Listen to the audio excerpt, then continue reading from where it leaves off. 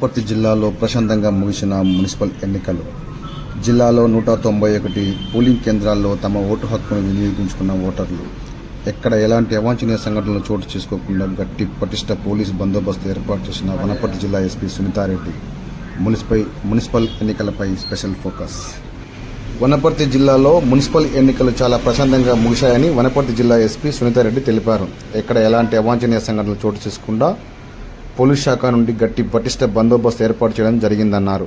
వనపర్తి డిస్టిక్లో 5 మున్సిపాలిటీస్కి సంబంధించి 80 వార్డులలో ఎలక్షన్స్ ఈరోజు జరుగుతున్నాయి. ఇంకా లాస్ట్ 15 మినిట్స్ కూడా మొత్తం ఒకసారి అలర్ట్ చేసుకుని 100 మీటర్స్ 200 మీటర్స్ పరిధిలో ఎక్కడ కూడా మొబిలైజేషన్ లేకుండా, రూట్ మొబైల్స్లో కూడా ఇంపార్టెంట్ జంక్షన్స్లో కూడా ఎక్కడ పబ్లిక్ గ్యాదరింగ్ ఎక్కడ లేకుండా సైరన్స్ వేసుకొని వెహికల్స్లో పెట్రోలింగ్ చేయడం అనేది జరుగుతుంది. అలాగే పోలింగ్ స్టేషన్స్లో కూడా ఆఫ్టర్ 5 తర్వాత ఎవరైనా వచ్చినట్లయితే కనుక వాళ్ళని అలౌ చేయకుండా లోపల ఉన్నటువంటి అధికారితోటి మేము పర్మిషన్ తీసుకొని దాని ప్రకారంగా పోలీస్ సిబ్బంది యాక్ట్ చేస్తారు.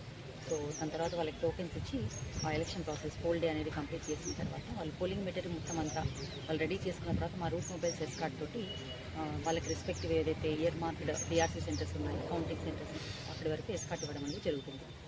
మేడం, వనపర్తి జిల్లాలో 191 పోలింగ్ కేంద్రాలు ఎక్కడైనా చెదరమని జరిగినాయి?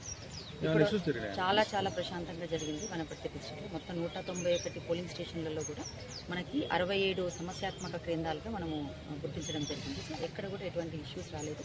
కొన్ని కంప్లైంట్స్ రావడం జరిగింది. సో వాటిని ఇమీడియట్గా మనకున్నటువంటి ఫోర్స్ తోటి, ఎందుకంటే మనం ఇక్కడ 80 వార్డులను కూడా మనం 3 నుంచి 5 వార్డు ఒక క్లస్టర్ లాగా చేసుకొని ఈచ్ క్లస్టర్కి ఒక ఎస్ఐ అధికారిని నియమించడం అనేది జరిగింది. సో వాళ్ళ అండర్లో చాలా ఫోకస్డ్గా డీసెంట్రలైజ్ చేసి మనం పోలీసింగ్ అనేది చేయడం జరిగింది. సో అన్ని ఇష్యూస్ కూడా మనం ఇమీడియట్గా ప్రాంప్ట్గా అటెండ్ చేయడం జరిగింది. ఈ మున్సిపల్ ఎన్నికల్లో మొత్తం పోలీస్ సిబ్బంది ఎంతమంది పాల్గొన్నారు?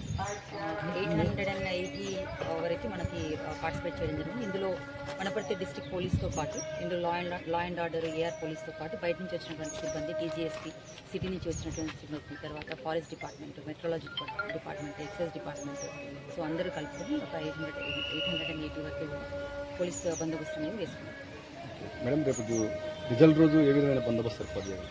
సో ఇప్పుడు ఈ పోలింగ్ అంతా అయిపోయిన తర్వాత వీటిని కౌంటింగ్ సెంటర్స్కి మనము ఎస్కార్ట్ ద్వారా మనం అక్కడికి తరలించడం జరుగుతుంది. తర్వాత మనకి ఎలక్షన్ గైడ్లైన్స్ ప్రకారంగా అక్కడ 3 tier పోలీస్ బందోబస్తు అనేది మనం ఏర్పాటు చేయాల్సి వస్తుంది.